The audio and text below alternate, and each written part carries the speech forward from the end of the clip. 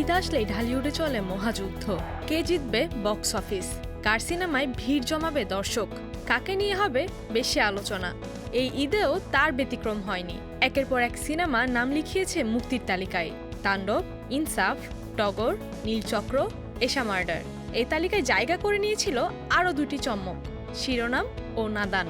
কিন্তু যখন সবার চোখ ছিল এই নতুন সিনেমাগুলোর দিকে, ঠিক তখনই এলো ধাক্কা।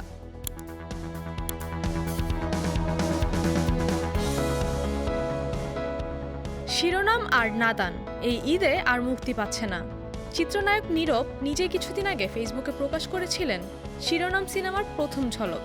ভক্তরা ভেবেই নিয়েছিল ঈদে নতুন কিছু দেখতে যাচ্ছে তারা, কিন্তু হঠাৎই সিদ্ধান্ত পরিবর্তন। নীরব বলেন, শুটিংয়ের বাকি ছিল আর মাত্র ৫-৬ দিন, চাইলে তাড়াহুড়ো করে শেষ করতে পারতাম, কিন্তু আমরা সেটা করিনি। আমরা সময় নিয়ে ভালোভাবে কাজ শেষ করে দর্শকদের সামনে আসতে চাই। সিনেমায় তার বিপরীতে আছেন ইয়ামিন হক ববি। সিনেমায় আরও আছেন ওমর সানি, সালাউদ্দিন লাবলু, শতাব্দী ওয়াদুদ, ফারজানা ছবি, দিলরুবা দোয়েল প্রমুখ। অন্যদিকে নাদান ঘিরেও ছিল তুমুল কৌতূহল। নাদান একদমই নতুন এক স্বাদের সিনেমা। প্রথমবারের মতো পর্দায় শ্যামল মাওলা ও সাইমা স্মৃতি এই জুটির রসায়ন দেখার জন্য উন্মুখ ছিল অনেকেই। পোস্টার দেখে যেভাবে নেটিজেনদের মধ্যে আগ্রহ ছড়িয়ে পড়ে, তাতে মনে হচ্ছিল এই ঈদে একটা ফ্রেশ টাচ পেতে যাচ্ছে ঢালিউড। কিন্তু টেকনিক্যাল সমস্যায় হোঁচট খেল সিনেমাটি।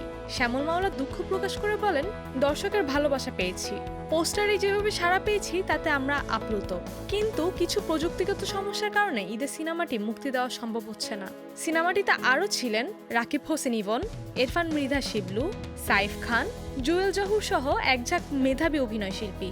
এই দুই সিনেমা ছিটকে যাওয়ার পর এখন আলোচনার কেন্দ্রবিন্দুতে উঠে এসেছে শাকিব খান, রায়হান রাফির তাণ্ডব, তানভীর হোসেন প্রযোজিত ইনসাফ, ঈদে নতুন স্বাদের টগর, নীলচক্র ও এশা মার্ডার।